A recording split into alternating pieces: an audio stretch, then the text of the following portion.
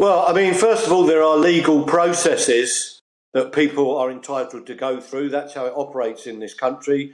They can appeal their asylum applications being rejected, which can take a long time. And if we look at where we are with the court system post-COVID, the court system are completely overwhelmed. So cases are taking years to get to the court. That's the first point. But secondly, there just simply are not the resources amongst the border force, Home Office officials, to keep tabs on asylum seekers, know where they are and know what they're doing. We are in a very, very difficult position in this country to manage this problem. I'm telling you what everyone knows anyway, but there are probably 20,000 people who are a concern to the security forces and probably a couple of thousand who are a real concern. And it's then a balancing act for the security forces of who they are going to pay special attention to. So I'm afraid what's just happened, this kind of lone wolf nutter, frankly, with a perverted view of the world, is something that is almost impossible to stop. The police and MI5 do remarkably well. You know, you'll remember they stopped that guy last year in Streatham within seconds of him running amok. But there are going to be people that get through, just like this dreadful case up in Manchester. And so, of course, as you mentioned, this guy appears to have been a lone wolf, although 3 other people have been arrested under the Terrorism Act in connection.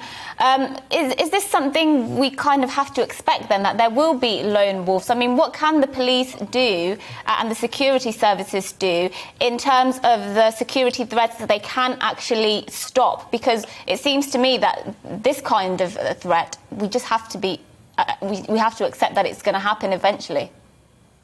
Well, to be honest, you are right. You know, the numbers and the challenges of our society in keeping tabs on everyone are far greater than the resources available to the police and to the security services, and they are small numbers. You know, MI5, 2,500, 3,000 people, counter-terrorist officers, just a few thousand. When you then put that against the number of potential problems, people who are concerned, it is impossible to keep tabs on them. So you are, in fact, correct. This is just going to be part of life for us, that you will get people, whether they are Islamist extremists or right-wing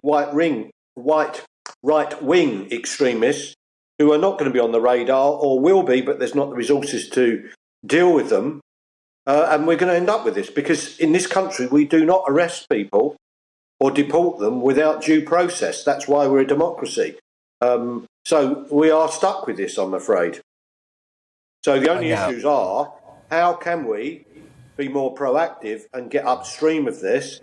The government, the police and security services have their prevent programme, and they call it Channel, where they try and spot people who are a problem and try and introduce them to people to counsel them that perhaps this is not the best way to go forward. That's to put it nicely. But, of course, it's very difficult to get people to do that. The guy who ran amok on London Bridge a couple of years ago and had to be stopped by members of public, ex-prisoners, and then shot by the police, he convinced everyone he wasn't a threat.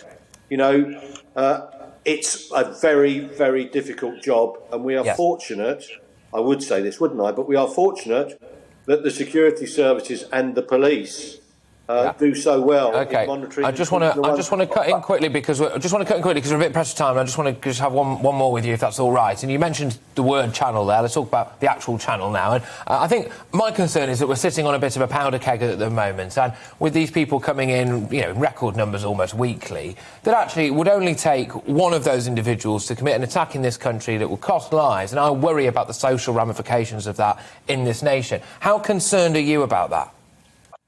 Very. I mean, you are right to worry about that. Years ago, when I was the elected Police and Crime Commissioner for Surrey, I infiltrated the Calais jungle camp, if you remember. And it was a really frightening place because there was one common factor. 95% of all the people there were young males, mainly of Middle Eastern background or North African background. That is to say, they've been brought up in the Muslim faith. There's nothing wrong with being part of the Muslim faith, but who is to say who amongst them have not moved to the extreme edge of Islamism or who is coming across the borders right now in these boats is not actually a returning fighter from Syria, Iraq, or even Afghanistan, all of whom will have skills in killing people. So you are correct. We are sitting on a real worrying issue, and the powder keg, I think, is the potential pushback that could end up us fracturing our society with chunks of society turning against each other. I agree. As a result of it. You are correct.